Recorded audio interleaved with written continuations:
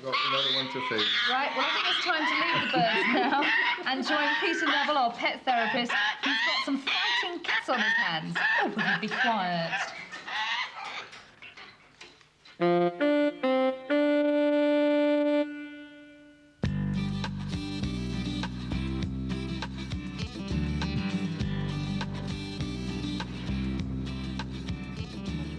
This is a house with a cat problem.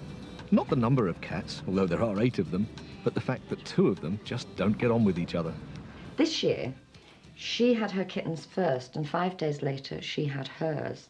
When hers were born, Whitby came and helped her deliver them, lick them, and the 2 of them were in the same, got themselves into the same kittening pen, which is quite small, with 14 babies between them, with their paws round each other's neck, and wouldn't be separated. After about an hour, it all changed. Like, it was extraordinary, the speed at which it changed. She suddenly went for her, then shot across the room with her in full pursuit, and there was a very nasty fight, a really nasty fight. And I had to immediately move her and her babies into another room. And from then on in, they just did not get on together. The tensions in the house are obvious. You just need to be here 5 minutes to realise what's going on. Well, Pat, this is quite the most luxurious kittening area I've ever seen. You've clearly worked very hard to make it as comfortable as possible. Well, I actually purposely designed it in such a way that, you know, I went to a lot of trouble to get a bed that goes flat to the floor. And there's no gaps underneath the furniture. Why was that?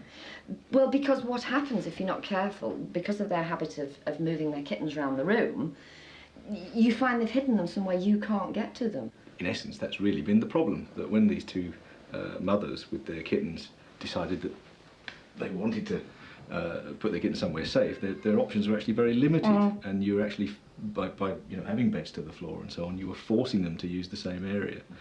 When in fact, if they'd been given a choice of more nooks and crannies and shelves and boxes, they probably would have been able to carry on sharing the same area.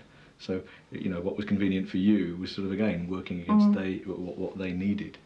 And as a result, a little bit of friction. Yes, indeed. But never mind, because I think for the future, to avoid the same thing happening again and to give the 2 girls the best chance of getting their old friendships back together again, they're going to need to be separated at their next kittening. And probably the best thing to do would be to keep this room secure for Whitby, so she has her kittens in here exclusively. And fortunately, because you've got such a lovely big house, Sophie can have her own room for her own litter. Yeah, Sophie can have her own room, there's not a problem.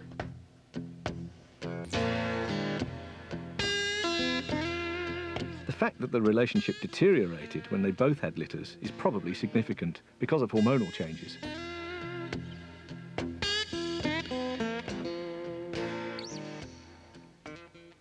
If it was some sudden hormonal change that caused the breakdown, when they have another litter of kittens, it could be that those hormones, particularly progesterone, will in fact be the very things that enable them to come back together, because they'll be more relaxed, which they have to be when they're nursing kittens, of course.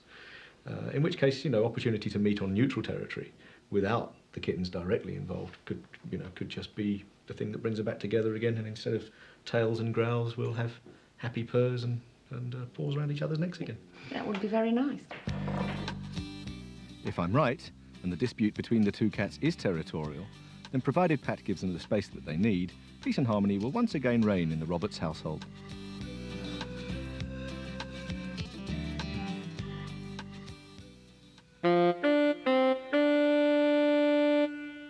Time to solve some of your pet problems now with our pet therapist, Peter Neville. Hello, Peter. Hello, brought a friend this week. Yeah. Jem, she's here to join us. Isn't she purring lovely? Away. She's gorgeous. She looks very content there, actually, Peter. OK, we have a letter from Sarah Lyle. Sarah from Bath says, what advice can you give me, Peter, on introducing an adult dog to a house where there are 2 cats already established? We're considering taking on a mature spaniel from a rescue centre, but we're concerned about the best way to harmonise the animals. What advice do you give? Yeah, it's always wise to think ahead with dogs from rescue centres, because you don't know what the history is.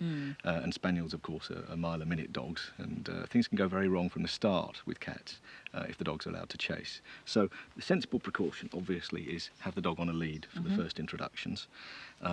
Don't get excited if the dog does attempt to chase the cats.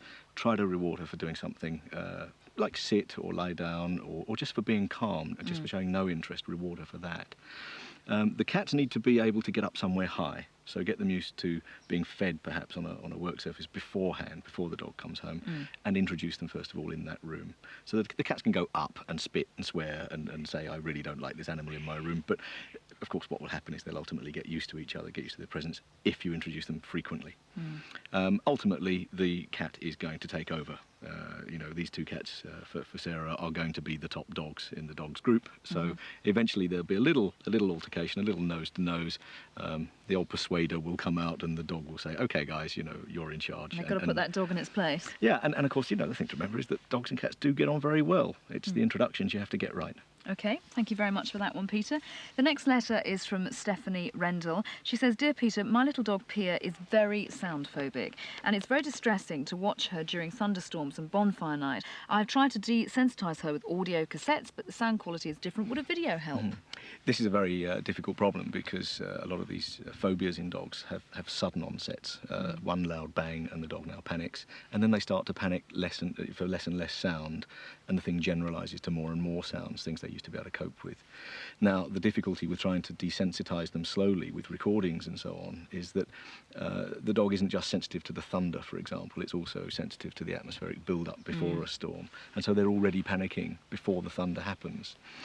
Fortunately, Veterinarian has developed a very nice combination of beta blocker, which stops the physical effects, the heart racing and the salivation, in conjunction with a mild sedative, which keeps the ability to learn open.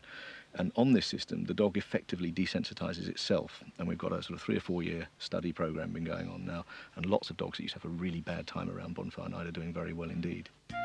If you have a problem for Peter Neville, write to People and Pets, HDV Community Unit, 13 Midland Road, Bristol, BS2 OJT.